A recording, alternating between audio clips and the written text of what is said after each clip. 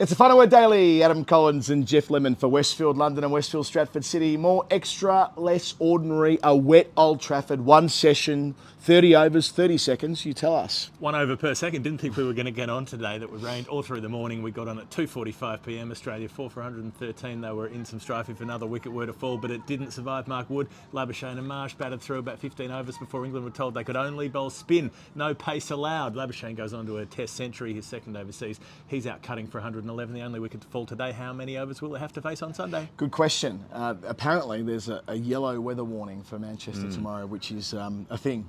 It's a thing. But you don't know how bad that is if you don't know how the weather warning system. Sure. Well, maybe yellow's at the good end. Maybe yellow's at the bad end. I don't think it is. I think it's in the there's stuff happening. Yellow. It's doing bits, to use the Love Island nomenclature. Okay. But yeah, so they still need 61 to make England bat a second time. But boy, they batted well today, especially Labuschagne and Marsh in tandem when the ball wasn't swinging. They were able to just sort of repel the threat that Mark Wood presented off the top. England had to do some jiggery pokery at the top because Chris Wokes was off the field late yesterday. So Anderson bowled the first over.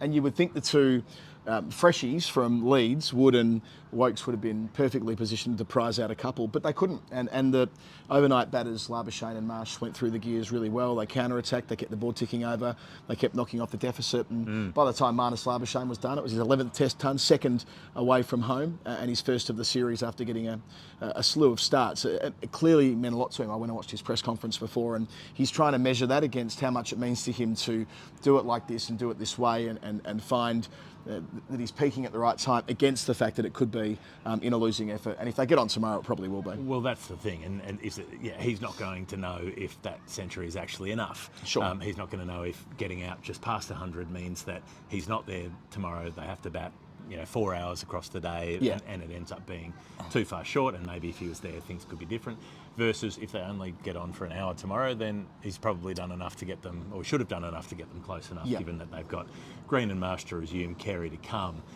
It was interesting. I thought today was really a bonus for England because we weren't really expecting to get on at all. I don't think they were really expecting to get on.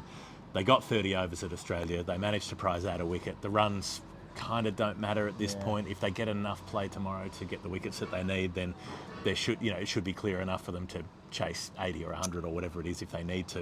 Even if Australia went really well tomorrow, which one more wicket and things could tip away very quickly. Australia could still lose by an innings from here. So it felt like today was a free hit for England almost, and so even that bit where they would have been annoyed, they go to bring Wood on for his second spell. The umpires say it's too dark for Wood to bowl. It's funny because Anderson was bowling the over before that and they didn't have a problem with that, but as soon as Wood was to come back on, he was too quick.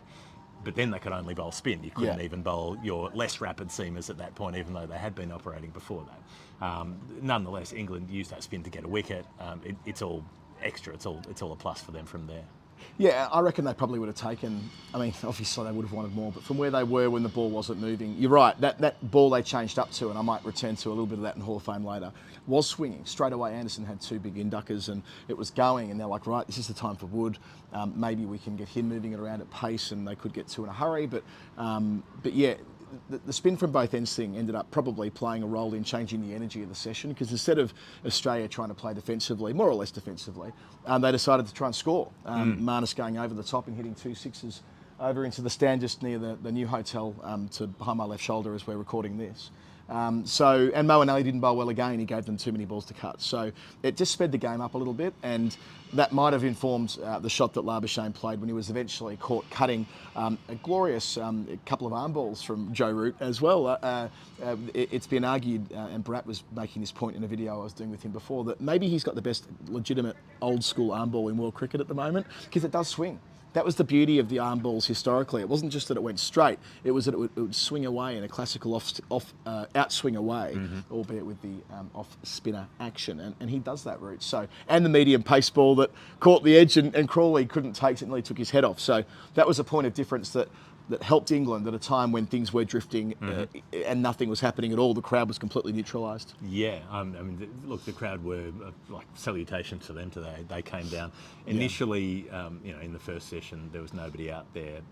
There were a handful of absolute stalwarts just sitting in the rain. But the way that party stand filled up as soon as Yeah. So as soon as play was on, suddenly it was full. I was like, where did all these people come from? Love it Where here. were they hiding? You know, Yeah. they came tearing in to be part of it. They got the 30 overs in, which means they don't get a refund as well. so they lose out by one delivery. You know, had there been one delivery fewer, Yeah. then that wouldn't have been the case. But you know, I think they'll be happy enough that they got a day out at the cricket.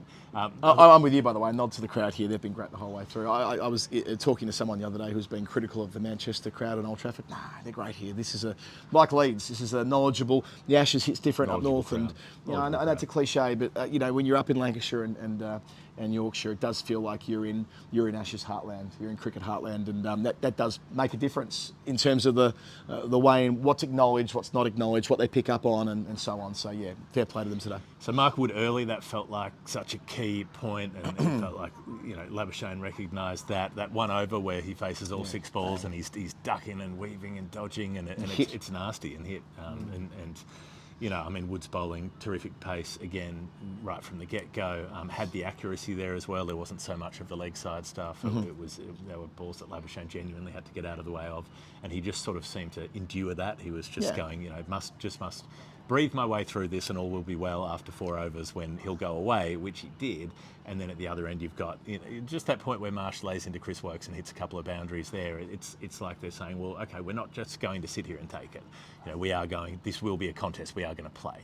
I mentioned before that I watched Marnus's press conference tonight. We've not really had the chance to do much of that in the series because we're kind of back-to-back with commitments after play, but hearing him talk about his stoush with Mark Wood across the last couple of weeks, for Marnus, from his perspective, it's all about how he goes through his process with him. What he wants is 2 or 3 options to every ball. He wants the ability to go back and duck, go back and defend, or go back and play when Wood's bowling fast and short at him. And he's trusting his process. So it's never really been an issue of Marnus not being able to get starts in this series. It's been getting starts and having what amounts to brain fade. So that he was able to get through that tough bit and earn the right to score more quickly later on.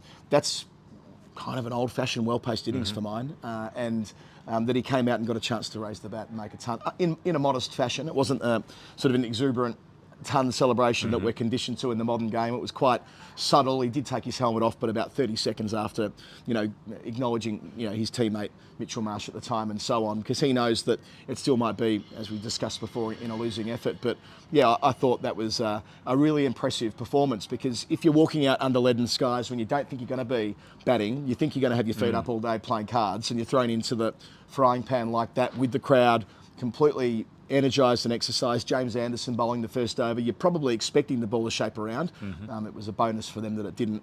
And there'll be some frustration there too that he nicked one from Root late in the day. And there was also, with Anderson, they tried those sort of funky UAE style fields a little bit later on when it wasn't swinging. They tried the bouncer stuff with Broad. Quite a lot happened in what was 30 overs of cricket, and then it ends up with the dual spin attack, and that's what ends up getting the breakthrough. Well, just on bouncer war, theory of Louis Cameron's was that they did it because they wanted to make the ball knackered. Like they wanted to get the ball changed. Broad was trying to get the ball changed from about 4 overs into today's play. And if that was their goal, it worked. I mean, at one stage, Anderson was bowling around the wicket, bouncer war at Mitch Marsh. Who would have had that on their bingo card a month ago, that Mitch Marsh will be batting in the middle at Old Trafford in this series full stop, as he said before Leeds. It was a holiday to him to an extent before that. And Anderson back here being asked to bowl in that way at his home ground. None of that really makes sense before the lived experience of the series. But they got the ball changed, and as I said before, like that newer ball did swing straight away, which in a way we were deprived of seeing what would have been another great contest between a ball that was hooping and a couple of set batsmen. But maybe that'll be the case tomorrow. And a word for Mitchell Marsh as well. Understated, doesn't have the big score next to his name, but the contrast with the way that he batted at Leeds, where he came in, took a ball, countered, there was pace and bounce in that pitch. It suited his kind of WA style of play. He was able to lay into the bowling a fair bit. That was more difficult to do here. He did hit a couple of boundaries, like I mentioned, off Wokes early, but basically just settled into, it was never stonewalling, so he didn't have that frustration of just blocking the ball out. But particularly when the spin was coming down sort of late in that session, you could see the temptation. He was going, I'd really like to wallop one of these, and occasionally he'd drive one along the ground through cover, but he'd play a sensible, respectful sort of shot. Did the team thing, soaked up the pressure. Everyone will talk about Labuschagne today because he made 100. Indeed, I wrote a column about him. But Marsh batted through the day and will resume tomorrow as well. So assuming they get back on tomorrow, he'll be the one with the job on his shoulders. Look at the ball's face. He's faced 107 balls for his 31. It's a really mature, remembering that his century at Leeds was even time, wasn't it? 118 from 118 balls. He's my Smokey to win the Compton Miller. I know he'll only play 3 test matches. They give out 2, of course, 1 to England and 1 to Australia, but I reckon he'll end up Australia's player of the series. He's in top form. He's batting with enormous amounts of discipline. There was one rash shot across the line early today when can't remember who was bowling, possibly Chris Wokes, hoiked him across the line and Moeen Ali was in the frame to race around and take a catch at deep mid-wicket. Imagine the scrutiny if Mitch Marsh had a hold out right there and then. He didn't though, and that's, as we talked about with Crawley 2 days ago, if you're a test batter and you want to bat for a long time, in all probability you're going to enjoy a little bit of luck. It's just on that. With that particular delivery, it was luck that, it was Marsh's fault. It wasn't a great ball or anything like that. I saw some late night tweeting from some former players last night, probably after 10 bottles of red, getting stuck into the Aussies as they do. Imagine if Marsh got out then. That would have been absolute carnage. But he didn't, and he's there, and he's making a contribution every time he's asked to. And he's obviously carrying some sort of injury because he was off the field yesterday at the start of play. General soreness. But you're not allowed to be off the field for general soreness. No. So we're being told something that can't be right. Stiffness, actually, well, not soreness. Yeah, soreness isn't sufficient for the 4th umpire to let you stay off the field. So he's carrying something and he's still putting in a shift and he'll need to. If they got on for, I don't know, let's pick a number. If they get on for 2.5 hours tomorrow, in all probability, Mitch Marsh is going to have to bat for like an hour and a half of them. 2 hours and 15 minutes. Yeah, because England, that's the tantalising prospect with Australia getting close to parity. They might overtake England, and the absolute dream sequence, wouldn't it be England chasing 60 in 5 overs or something like that? Wouldn't that just be brilliant? Wouldn't that be Bazball? Well, I'm being reductive about what Bazball actually is there. It's not just about slogging and attacking, but it's a lot more than that. But wouldn't that be a thrilling way to end a weird test match? Josh Butler arrives on a parachute and lands in the middle of the ground. Like they dong someone with a frying pan to get him in as the the concussion sub. We're going to a super over. We're going to a super over in the Old Trafford test match? What is happening here? We can only dream. We can only dream of what might happen. So, yeah, look, the forecast is bad for the morning. Might clear up a bit in the afternoon. Who knows? We might get on, we might not. There's no point speculating about it. But, yeah, if they have, say, a couple of hours to bat, maybe Australia survive. If they have more than that, it's going to be real tough. Yeah, 5 wickets, 61 runs. England should win the test match as long as they get, as you say, maybe 40 overs. But Australia winning today, enormous credit to them because they have been pounded for the last 2 days and they're under the pump today. So all credit to them. All right, Jeff, time for the final word, Hall of Fame. The Hall of Fame? It's brought to you by Westfield London and Westfield Stratford City. I was going to talk about suns out, funds out, but that would be disingenuous for it is yucky and rainy and dreadful here. Well, everywhere. I looked at the storm front that was going across basically all of England, below Manchester as well. I'm sure there's not a lot of suns out, funds out anywhere. If after the recent Commonwealth Games announcement, if it's left multiple sports being played in vaguely the same area at the same time at varying standards, shape, hole in your heart, that's a really good line, then look no further than Westfield London, where you can bowl, rock climb, play mini golf and cricket all in the same day at the same place. That's a really good idea. Westfield London, we've been there. We've seen, we've been part of, you've been part of, sixes. Yep. And you can go to the putt shack, bear. Yeah, you can putt, you can do your mini golf, you can do your rock climbing. I mean, that's the one that I like. Imagine going down for a spot of grocery shopping and then just deciding to spider monkey your way up the old 50-metre rock wall.